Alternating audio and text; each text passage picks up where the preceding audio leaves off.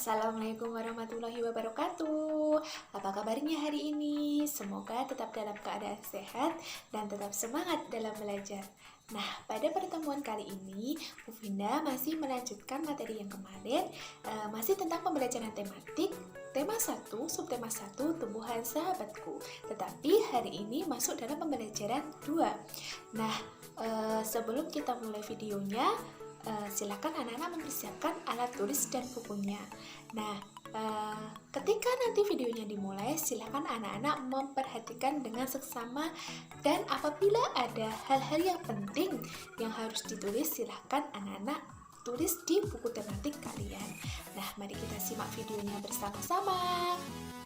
Mata pelajaran yang akan kita pelajari hari ini yaitu IPA, PPKN, dan SPDP. Mari kita simak bersama-sama. Nah, tujuan pembelajaran yang akan kita pelajari hari ini yaitu yang pertama, siswa dapat mengetahui dan membedakan macam-macam penyerbukan pada perkembangbiakan generatif tumbuhan. Yang kedua, siswa mampu menganalisis nilai sila pertama dan kedua Pancasila.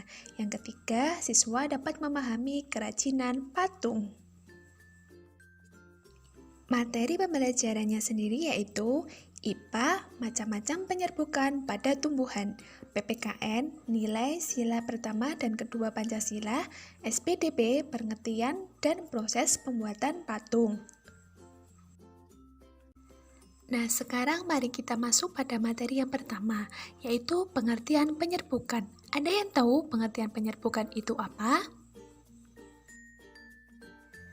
Penyerbukan adalah peristiwa jatuhnya atau menempelnya serbuk sari pada kepala putih.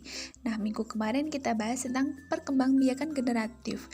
Kalau perkembangbiakan itu melibatkan, jadi kalau penyerbukan itu peristiwa jatuhnya atau menempelnya serbuk sari pada kepala putih. Setelah kita tadi sudah mengetahui pengertian penyerbukan, sekarang masuk dalam materi macam-macam penyerbukan berdasarkan asal serbuk sarinya. Nah, yang pertama yaitu penyerbukan sendiri. Penyerbukan sendiri adalah serbuk sari atau benang sari jatuh ke kepala putih berasal dari bunga itu sendiri. Bisa dilihat di lingkaran yang biru ya. Contohnya itu, misal bunga sepatu itu melakukan penyerbukan sendiri di bunga tersebut. Itu yang dinamakan penyerbukan sendiri. Nah, yang kedua yaitu penyerbukan tetangga. Penyerbukan tetangga adalah serbuk sari atau benang sari jatuh ke kepala putih bunga lain, namun masih satu pohon. Bisa dilihat ya, itu ada lingkaran merah. Nah, contohnya tuh gini. Dalam satu pohon bunga sepatu itu ada 2 bunga. Nah, 2 bunga itu bisa melakukan penyerbukan tetangga. Karena apa? Karena masih dalam satu pohon. Yang ketiga yaitu penyerbukan silang. Penyerbukan silang adalah serbuk sari jatuh ke kepala putih di pohon berbeda, tetapi masih satu jenis. Contohnya gini, anak-anak di rumah misal mempunyai 2 pohon bunga sepatu, tetapi tempatnya berbeda. Nah, itu bisa melakukan penyerbukan silang. Karena apa? Karena masih dalam satu jenis, yaitu apa? Jenisnya yaitu bunga sepatu. Yang keempat yaitu penyerbukan bastar. Penyerbukan bastar adalah serbuk sari jatuh ke kepala putih bunga lain yang masih satu jenis tetapi beda varietasnya atau beda spesiesnya.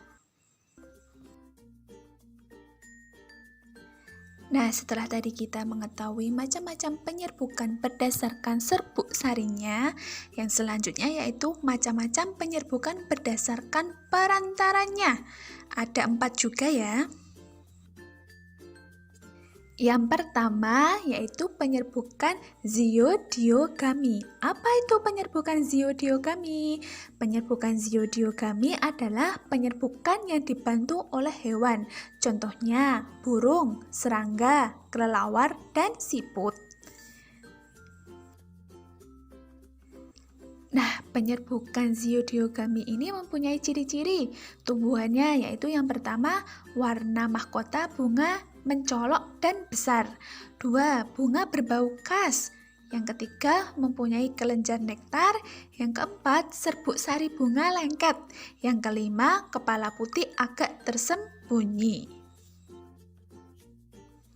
Nah, yang selanjutnya contoh prosesnya itu pada bunga sepatu ya.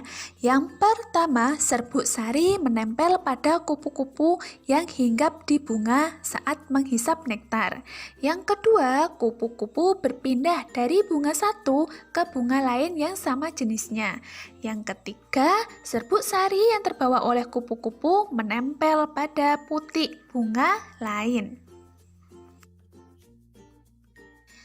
Yang kedua yaitu penyerbukan hidrogami. Hidrogami adalah penyerbukan yang dibantu oleh air. Contohnya tumbuhan hidrilla dan ganggang. Ini biasanya hidup di air tawar atau hidup di air ya tumbuhannya. Nah, sekarang mari kita lihat contoh prosesnya.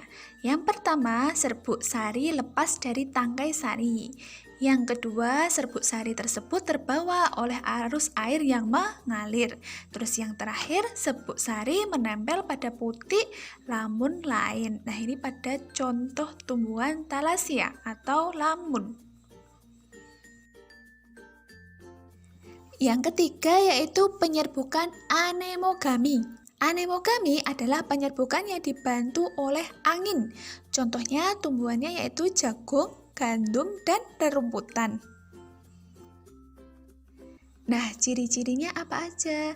Nah, untuk penyerbukan anemogami ini ciri-cirinya kebalikannya dari penyerbukan zodiogami tadi ya. Kalau anemogami ciri-cirinya yang pertama, mahkota berukuran kecil dan tidak berwarna. Yang kedua, serbuk sari kering, ringan, dan banyak. Yang ketiga, tidak berbau dan tidak berkelenjar nektar. Yang keempat, kepala putih terjulur keluar. Nah, mari kita lihat prosesnya. Yang pertama yaitu angin bertiup dan jagung melepaskan serbuk sarinya. Nah, yang di lingkaran merah itu serbuk sarinya ya.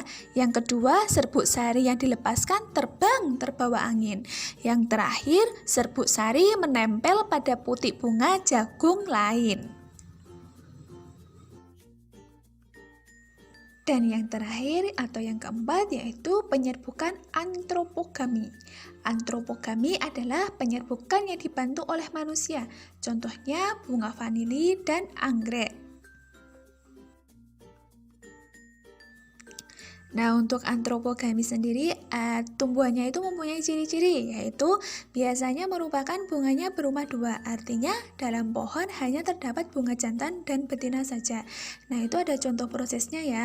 Contohnya tuh gini, dalam dua bunga anggrek itu yang satunya hanya mempunyai benang sari, yang satunya hanya mempunyai kepala putih. Jadi harus dengan bantuan manusia untuk melakukan penyerbukan tersebut. Nah, setelah tadi kita sudah mengetahui macam-macam penyerbukan, mari kita masuk dalam pembelajaran PPKN, yaitu yang pertama nilai sila pertama Pancasila. Nah, sebelum kita mengetahui nilai-nilai yang terdapat pada sila pertama, mari kita ketahui dulu bunyi dari sila pertama. Mungkin anak-anak udah hafal semuanya ya. Bunyi sila pertama yaitu ketuhanan yang Maha Esa. Artinya apa? Bangsa Indonesia merupakan bangsa yang beragama, yaitu percaya kepada Tuhan yang Maha Esa. Nah, lambang sila pertama sendiri yaitu bintang. Nah, sekarang kita masuk ke nilai-nilai yang terkandung dalam Pancasila sila pertama. Yang pertama yaitu meyakini atau mempercayai adanya Tuhan yang Maha Esa. Kita harus percaya, harus yakin bahwa Tuhan atau Allah itu ada. Yang kedua yaitu bertakwa. Bagaimana caranya kita harus bertakwa? Yaitu dengan cara menjalankan semua perintah dan menjauhi semua larangannya. Yang ketiga yaitu kita harus saling menghormati dan toleransi antar pemeluk agama yang berbeda. Kita tidak boleh memaksakan orang lain untuk memeluk agama apa yang kita yakini, kita harus menghargai walaupun kita berbeda agama. Yang keempat yaitu membebaskan orang menjalankan ibadah sesuai agama dan keyakinan masing-masing. Nah, kita tidak boleh melarang, misal agama Katolik sedang di gereja, kita tidak bisa melarangnya, harus mempersilahkan atau membebaskan orang-orang itu menjalankan ibadahnya sesuai dengan agamanya.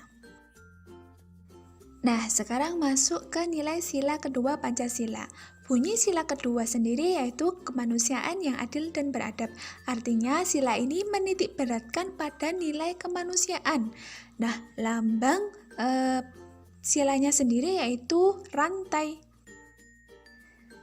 Nilai-nilai yang terkandung dalam sila kedua Pancasila yang pertama yaitu pengakuan adanya harkat dan martabat manusia. Yang kedua, adanya pengakuan keberadaan manusia sebagai makhluk yang paling mulia diciptakan Tuhan.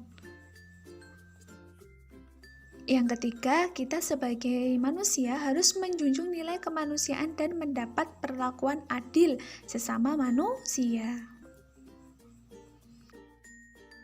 Yang keempat, kita harus mengembangkan sikap tenggang rasa terhadap orang lain.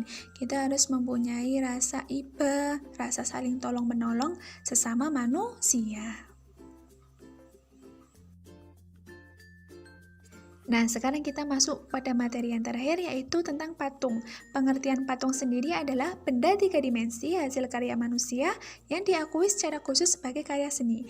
Benda tiga dimensi itu gimana? Benda tiga dimensi itu bisa dilihat dari arah mana aja. Artinya, benda tersebut mempunyai panjang, lebar, dan tinggi. Nah, yang terakhir, proses pembuatan patung dan contohnya. Pembuatannya sendiri menggunakan teknik cetak maupun teknik ukir. Pembuatan patung dengan teknik tersebut sebaiknya menggunakan tanah liat plastis. Nah, itu ada contohnya ya. Contohnya itu pembuatan patung tapi dari plastisin atau malam. Nanti anak-anak bisa mempraktekkan di rumah ya. Nah, cukup sekian dari video kali ini. Semoga anak-anak bisa paham ya dengan penjelasan dari Bu Finda. Sekian dari Bu Finda. Wassalamualaikum warahmatullahi wabarakatuh.